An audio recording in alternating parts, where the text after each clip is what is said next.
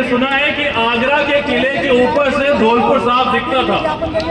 तो आज अगर उस आगरा के किले पर वो मुगल शहंशाहों की आत्माएं भटक रही होंगी और देख रही होंगी कि उन शहंशाहों को याद करने वाला इस हिंदुस्तान में कोई नहीं है, पर उन मुगलों से याद करने वाले महाराणा प्रताप को याद करने के लिए हजारों युवा धौलपुर की सड़कों पे खड़े हैं। ये आज इसका मतलब यही है कि दुनिया याद उसे करती है जो लड़ाई लड़ता है, चाहे जीते कोई भी, पर लड़ने वाले को हमेशा समय याद रखता है।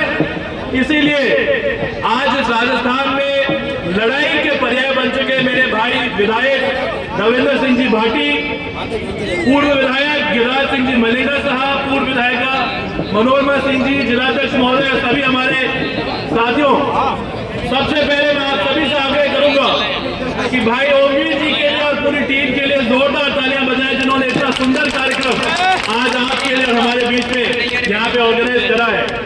आज आप और हम यहाँ खड़े हैं, इसलिए खड़े हैं कि हमें महाराणा प्रताप को आज भी हम महाराणा प्रताप के दिखाए हुए रास्ते पर चलने को तैयार हैं। ये बात लोगों को याद रहनी चाहिए। एक आखिरी चीज कहकर मैं अपना स्थान ग्रहण करूंगा। इस धौलपुर से जब मेरे नाना आए भैरव सिंह जी शेखावत साहब, आप लोगों से वोट मांगा, आपने वोट दिया, धौलपुर से विधायक बनाया, उसके बाद में वो राजस्थान के मुख्यमंत्री बने थे। इसी धौलपुर की बहू वसुंधरा जी भी 2 बार मुख्यमंत्री रही है।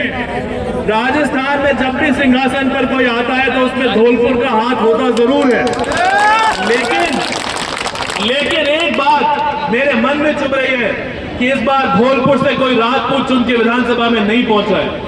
इसलिए भाइयों, ये सर समाज का कार्यक्रम जरूर है, लेकिन जितने राजपूत, जितने क्षत्रिय धौलपुर जिले में हैं, राजस्थान में सबसे अधिक संख्या आपकी है।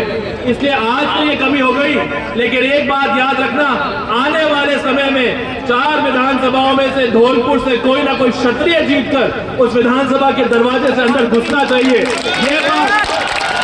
ये बात हमें याद रखने की जरूरत है। लेकिन अगर आज जैसा आप लोगों का जोश और एक कार्यक्रम है, ऐसा जोश धौलपुर के भाइयों में है, तो मैं कहकर जा रहा हूं 2028 के अंदर इस धौलपुर जिले से किसी राजपूत का रास्ता विधानसभा तक कोई रोक नहीं पाएगा। अगर आप लोगों में ये जोश जो आज मैं देख रहा हूं ये बना रहे।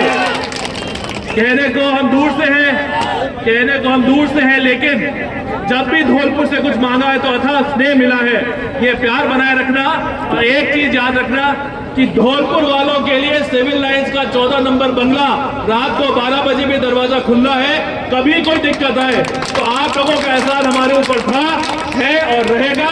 और इस कार्यक्रम को अब यहीं से रवाना नहीं होना, पूरा ठेठ अपने को आगे तक सफल बनाना है। अगर इकट्ठे हुए हो, इस कार्यक्रम को इतना सफल अभी शुरुआत दी है, तो इसको पूरा संपन्नता तक आपको सफल बनाना है। बहुत बहुत धन्यवाद। जय माता जी साहब।